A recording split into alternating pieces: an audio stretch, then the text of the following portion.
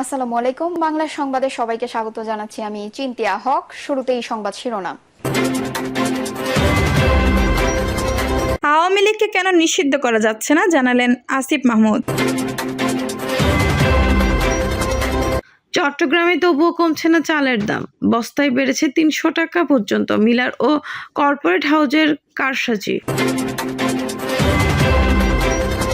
প্রধান উপদেষ্টা অন্তর্বর্তী সরকারের মেয়াদ ৪ বছরের কথা বলেননি, বললেন প্রেস সচিব। জানাবো শুনানিতে চিফ প্রসিকিউটর আমি আর ডামি নির্বাচন করে স্বৈরাচার শাসন প্রতিষ্ঠা করেন হাসিনা। এবং সর্বশেষ জানাবো নির্বাচনী রোডম্যাপ না থাকাটা দুঃখজনক, বললেন ফখরুল। দর্শক শুনছিলেন সংবাদ শিরোনাম, এখন বিস্তারিত। আওয়ামী লীগকে কেন নিষিদ্ধ করা যাচ্ছে না জানালেন আসিফ মাহমুদ। অন্তর্বর্তীকালীন সরকারের যুব ক্রীড়া মন্ত্রণালয়ের উপদেষ্টা আসিফ মাহমুদ সচিব ভূঁইয়া বলেছেন, আমরা সরকারের পক্ষ থেকে যখন আওয়ামী লীগের নিষিদ্ধের কথা বলি তখন রাজনৈতিক দলগুলো তাদের বক্তৃতায় সেটি বাধা দেওয়ার চেষ্টা করছে, যে কারণে দলটিকে নিষিদ্ধ করা যাচ্ছে না। আসিফ মাহমুদ বলেন, 1945 সালে জার্মানির ফ্যাসিস্ট নাৎসি পার্টিকে যদি নিষিদ্ধ করা হয় এবং এখনও তারা নিষিদ্ধ রয়েছে, সেখানে থেকেই বোঝা উচিত আওয়ামী লীগের পরিণতি কী হওয়া উচিত। আসিফ মাহমুদ বলেন, এই অভ্যুত্থান আংশিক সফল হয়েছে, কারণ আমাদের এক দফা দাবির মধ্যে ছিল শেখ হাসিনার পতন ও ফ্যাসিবাদী ব্যবস্থার বিলোপ, কিন্তু এখনও সেই ফ্যাসিবাদী ব্যবস্থা সম্পূর্ণরূপে বিলোপ করা সম্ভব হয়নি। অভ্যুত্থানের আহত ব্যক্তিদের চিকিৎসা ও পুনর্বাসনের নানা উদ্যোগ নেওয়া হচ্ছে জানিয়ে আসিফ বলেন, অভ্যুত্থানের শহীদ ও আহত ব্যক্তিদের চিকিৎসা ও পুনর্বাসনে আমরা অনেকগুলো উদ্যোগ নিয়েছি এবং নিচ্ছি। ইতিমধ্যে বিভিন্ন হাসপাতালে আহত ব্যক্তিদের চিকিৎসার জন্য যেসব খরচ হয়েছে তা সরকারের পক্ষ থেকে বহন করা যাবে। চট্টগ্রামে তবুও কমছে না চালের দাম, বস্তায় বেড়েছে ৩০০ টাকা পর্যন্ত। মিলার ও কর্পোরেট হাউজের কারসাজি। আমনের ভরা মৌসুমে চট্টগ্রামে বাড়ছে চালের দাম স্থিতিশীল রাখতে শুল্ক প্রত্যাহার, বিপুল পরিমাণ চাল আমদানির পরও বাজারে দামের প্রভাব নেই। প্রতি বস্তা চালের দাম ১৫ দিনের ব্যবধানে বেড়েছে ২৫০ টাকা এবং ৩০০ টাকা পর্যন্ত। ভ্রাম্যমাণ আদালত পরিচালনা টাস্কফোর্স গঠন, আমদানি অনুমোদন দিয়েও কোনো কাজ হচ্ছে না। এমন পরিস্থিতিতে ভোক্তাদের নাভিশ্বাস উঠেছে। সংশ্লিষ্টদের অভিযোগ, মিল মালিকদের কারসাজিতে বাড়ছে চালের দাম। গত ২ সপ্তাহের ব্যবধানে ২ দফা বেড়ে বর্তমানে ৩,০০০ টাকার প্রতি বস্তা মোটা চাল বিক্রি হচ্ছে ৩,২৫০ টাকা থেকে ৩,৩০০ টাকা। উপজেলাগুলোতে খুচরা পর্যায়ে দাম আরও বেশি। উত্তরাঞ্চলের মিল মালিকরা পরিবহন সংকট, সরবরাহ সংকট, ধানের দাম বৃদ্ধি ও মজুত কমে দেওয়া অজুহাত দেখিয়ে চালের দাম বাড়িয়ে দিয়েছেন। সিন্ডিকেট কারসাজি করে প্রতি বছর একটি নির্দিষ্ট সময়ে চালের বাজার অস্থির করে তোলেন মিল মালিকরা। এছাড়া অধিকাংশ ক্ষেত্রে প্রশাসন নীরব দর্শকের ভূমিকা পালন করে। মূলত প্রশাসনের নজরদারির অভাবকে পুঁজি করে ধান চালের দাম ওঠানামা করার এবং অসাধু ব্যবসায়ী। অন্যদিকে নগরীর চাকতাইয়ের মিল মালিকরা বলছেন, গত ২ মাসে মণপ্রতি ধানের দাম বেড়েছে ২০০ টাকা পর্যন্ত, যার প্রভাব পড়েছে চালের বাজারে। চালের আমদানি শুল্ক ১৫% পাশাপাশি রেগুলারিটি শুল্ক ৫% নির্ধারিত ছিল। গত ১ নভেম্বর সরকারি আদেশে এই শুল্ক প্রত্যাহার করা হয়। শুধু ২% অগ্রিম আয়কর রাখা হয়। এদিকে খাদ্য অধিদপ্তরের খোলা বাজারে এবং trading corporation of Bangladesh TCB ডিলারদের মাধ্যমে নিম্ন আয়ের মানুষদের কম দামে চাল বিক্রি করছে। এরপরও চালের বাজার স্থিতিশীল থাকছে না। বেশিরভাগ মিলার চাল মজুত করে কৃত্রিম সংকট সৃষ্টি করেছে বলে অভিযোগ উঠেছে। একইভাবে G2Gর আয়তায় বিপুল পরিমাণ চাল আমদানি করা হলেও বাজারে চালের দাম প্রভাব পড়েছে না। চট্টগ্রামে বড় কোনো চাল কল নেই, যা আছে তার বেশিরভাগই ছোট। এসব কল চাল মজুত করে বাজারে প্রভাব ফেলার ক্ষমতা নেই। এখন চালের বাজার নিয়ন্ত্রণ করছে বড় কর্পোরেট হাউসগুলো। তারা চাল মালিক বা মিলারদের কাছ থেকে বিপুল পরিমাণ চাল কিনে নিচ্ছে, এরপর তাদের নিজস্ব ব্র্যান্ডের মড়ক দিয়ে বাজারজাত করছে। পাশাপাশি এসব চাল বাজারে অতিরিক্ত দামে বিক্রি করছে। একটি কর্পোরেট হাউস ১০০টি বা তারও বেশি কলের সব চাল একসঙ্গে কিনে নিচ্ছে। দেশের ৪-৫টি কর্পোরেট হাউস এভাবে সিংহভাগ কল থেকে চাল কিনে নেওয়ায় ক্ষুদ্র ব্যবসায়ীরা পড়েছে বিপাকে। কর্পোরেট হাউসগুলোর সঙ্গে টিকতে পারছেন না তারা। সেই সুযোগ কাজে লাগাচ্ছে কর্পোরেট হাউসগুলো। তারা চালের কৃত্রিম সংকট সৃষ্টি করছে, ফলে বাড়ছে চালের দাম। এবার অনেকে চাল আমদানিতে অনুমতি নিয়ে চাল আমদানি করছেন না। ফলে সরবরাহ কিছুটা কম। নাম প্রকাশ না করার শর্তে খাদ্য বিভাগের একজন কর্মকর্তা যুগান্তরকে বলেন, বাজার নিয়ন্ত্রণে সরকারের কোনো উদ্যোগই কাজে আসছে না। শুল্ক কমানোর পর এর সুবিধা একটি পক্ষ নিচ্ছে, ভোক্তারা পাচ্ছে না। সরকার নজরদারিতে ঘাটতি রয়েছে, তদারকি আরও বাড়াতে হবে। সরকার এখন শুধু খুচরা পর্যায়ে তদারকি করছে, কিন্তু বাজার নিয়ন্ত্রণের জন্য উৎপাদক, কর্পোরেট, মিল, পাইকারি ও খুচরা সব স্তরই তদারকি করতে হবে, যা হচ্ছে না। প্রধান উপদেষ্টা অন্তর্বর্তী সরকারের মেয়াদ 4 বছরের কথা বলেননি, বললেন প্রেস সচিব। অন্তর্বর্তী সরকারের প্রধান উপদেষ্টা ডক্টর মোহাম্মদ ইউনূসের প্রেস সচিব শফিকুল আলম জানিয়েছেন, অন্তর্বর্তী সরকারের মেয়াদ 4 বছরই হবে, এমন কথা প্রধান উপদেষ্টা বলেননি। সোমবার 8 নভেম্বর সন্ধ্যায় ফরেন সার্ভিস একাডেমিতে সংবাদ সম্মেলনে এক প্রশ্নের জবাবে তিনি এ কথা জানান। প্রেস সচিব বলেন, ভালো মন্দ না শুনে অনেকে হেডলাইন দিয়ে দিচ্ছে, পুরো বিষয়টি ক্লিয়ার করা হয়েছে।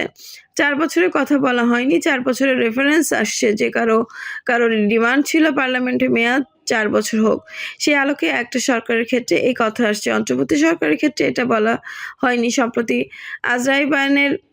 আজারবাইজানের রাজধানী বাকুতে অনুষ্ঠিত জাতিসংঘের জলবায়ু সম্মেলন COP29 ফাঁকে কাতার ভিত্তিক সংবাদ মাধ্যম আল জাজিরাকে এক সাক্ষাৎকারে প্রধান উপদেষ্টা ডক্টর মোহাম্মদ ইউনূস বলেন, নতুন সংবিধানে সরকারের মেয়াদ 4 বছর হতে পারে। সাক্ষাৎকারে অন্তর্বর্তী সরকারের মেয়াদ নিয়ে প্রশ্ন করলে প্রধান উপদেষ্টা বলেন, আমরা অন্তর্বর্তী সরকার, নিয়মিত সরকার 5 বছরের হয়। নতুন সংবিধানে সরকারের মেয়াদ সম্ভবত 4 বছর হতে পারে, কারণ মানুষের সরকারের মেয়াদ কম চায়। সুতরাং অন্তর্বর্তী সরকারের মেয়াদ 4 বছরের কম হওয়া উচিত। এটা নিশ্চিত, এটা আরো কম হতে পারে। এটা পুরোটা নির্ভর করছে মানুষ কি চায়, রাজনৈতিক দলগুলো কি চায় তার উপর। প্রধান উপদেষ্টা যাচ্ছে ভাষণে নির্বাচনী রোডম্যাপ না থাকা সংক্রান্ত বিএনপি মহাসচিবের করা সমালোচনা জবাবে সংবাদ সম্মেলনে শফিকুল আলম বলেন, এটা ওনার বক্তব্য। নির্বাচন সংক্রান্ত যে কমিশন গঠন করা হয়েছে এটা রোডম্যাপ এরই অংশ। প্রেস সচিব বলেন, প্রধান গণমাধ্যম সংস্কার কমিশনের সবাইকে ব্রড বেসড জায়গা থেকে নেওয়া হয়েছে। কমিশনের প্রধান সম্পূর্ণ স্বাধীন, তিনি তার বিচার বিবেচনায় সদস্য নির্বাচন করেছেন বলে জানান তিনি। শুনানিতে চিফ প্রসিকিউটর, আমি আর ডামি নির্বাচন করে স্বৈরশাসন প্রতিষ্ঠা করেন হাসিনা। আন্তর্জাতিক অপরাধ ট্রাইব্যুনালে শেখ হাসিনা সহ তার মন্ত্রিপরিষদের সদস্যদের গণহত্যায় সম্পৃক্ত থাকার অপরাধে বর্ণনা দিয়ে চিফ প্রসিকিউটর মোহাম্মদ তাজুল ইসলাম বলেন, তাদের অপরাধ এতই জঘন্য যে শুধু এক ব্যক্তিকে ক্ষমতায় রাখতে গণহত্যা চালাতে দ্বিধা করেননি, এমনকি শেখ হাসিনাকে ক্ষমতায় রাখার জন্য গোটা জাতিকে হত্যা করতে তারা দ্বিধা করতেন না। চিফ প্রসিকিউটর তাজুল ইসলাম বলেন, আজ আসামি পক্ষে সিনিয়র আইনজীবী অ্যাডভোকেট এহসানুল হক সমাজী শুনানি করতে এসেছেন, তবে তিনি রাষ্ট্রীয় একটি গুরুত্বপূর্ণ পদে বসতে যাচ্ছেন বলে জানতে পেরেছি। 2-1 দিনের মধ্যে হয়তো সরকার প্রজ্ঞাপন জারি করবে, তাই তিনি আসামিকে পক্ষকে শুনানি করলে এটা হবে কনফ্লিক্ট অফ ইন্টারেস্ট। এই সময় তাজুল ইসলাম তাকে অসাময়িক পক্ষে শুনানি না করতে অনুরোধ জানান।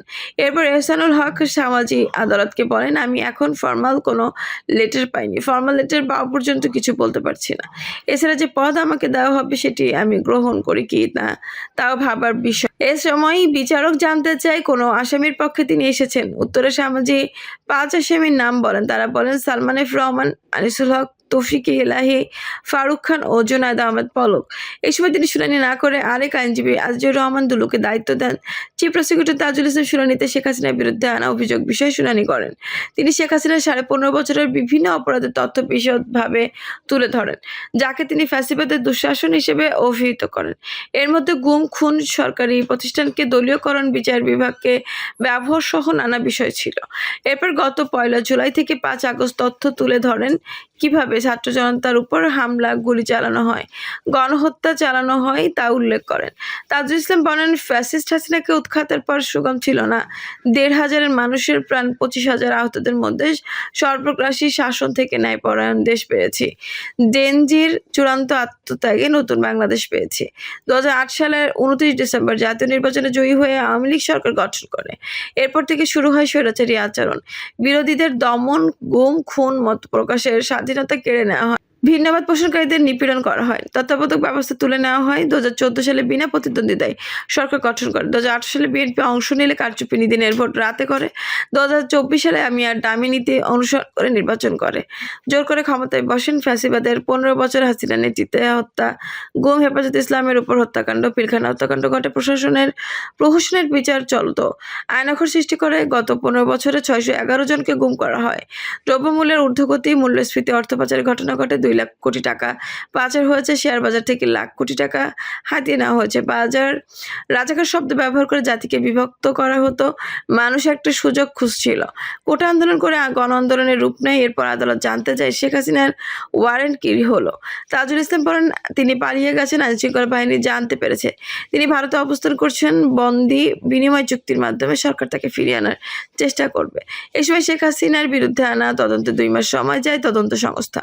পরে আদালত 1 মাস সময় মঞ্জুর করেন। আগামী 17 ডিসেম্বর প্রতিবেদন জমা দিতে বলেন। এই সময়ের মধ্যে ওয়ারেন্ট কার্যকর করতে নির্দেশ দেন। এরপর আওয়ামী লীগের সাধারণ সম্পাদক ওবায়দুল কাদের সহ 45 জনের অভিযোগের বিষয়ে শুনানি হয়। তাজুল ইসলাম বলেন, এই মামলায় 14 জন গ্রেপ্তার আছেন। এদের মধ্যে 13 জনকে হাজির করা হয়েছে, আব্দুর রাজ্জাককে হাজির করা হয়নি।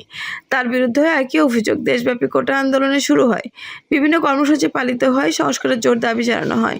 হাসিনা 14 জুলাই আন্দোলন প্রতিহত করতে উস্কানিমূলক বক্তব্য দেন। ওবায়দুল কাদের, আসাদুজ্জামান খান কামাল, আনিসুল হক দীপুমণি, আকমা মোজাম্মেল হক, সজীব অজেদ জয় উস্কানিমূলক বক্তব্য দেন এবং আন্দোলন দমনের গণহত্যা নির্দেশ দেন। চিফ প্রসিকিউটর বলেন, হাসিনা পরিবারের সদস্যরা 16 বছরের দুর্নীতি, টাকা পাচার করে এবং অন্যদেরও সুযোগ করে দেয়। হাসিনা পরিবার সদস্যদের মধ্যে রয়েছে শেখ রেহানা, সজীব অজেদ জয়, ববি শেখ সেলিম, হাসনাত আবদুল্লাহ, সাদিক আবদুল্লাহ, শেখ হেলাল সোহান, নাসের তন্ময়, মুজিবুর রহমান, নিক্সন চৌধুরী।